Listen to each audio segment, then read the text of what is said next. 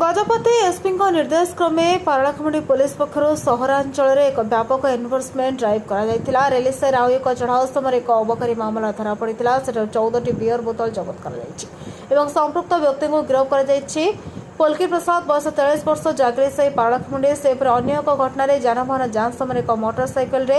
बेआईन मद बोझे नहीं जाउतबा दुई जण व्यक्ति को पुलिस धरिथिला 20 लिटर मद जबत कर उभय को गिरफ्त कर एक लाजर कारणा बयस 28 वर्ष शांतिनगर पारलाखेमुंडी मोहन नागवंश बयस 45 वर्ष रेलीसाही पारलाखेमुंडी घटनार तदंत चालू रही ड्राइव द्वारा साधारण लोकों मध्य आईन प्रति भरोसा सृष्टि करने सहित असामाजिक कार्यकलाप करुवा व्यक्ति कड़ा संदेश दी पारलाखेमुंडी पुलिस पक्षर सहर ग्रामांचल एपरी एनफोर्समेंट ड्राइव आगामी दिन में जारी जुआ अवैध मद बिक्री निशा कारोबार अन्य असामाजिक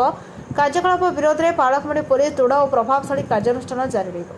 गजपति जिलार भास्कर सिंह रिपोर्ट नयवती टीवी।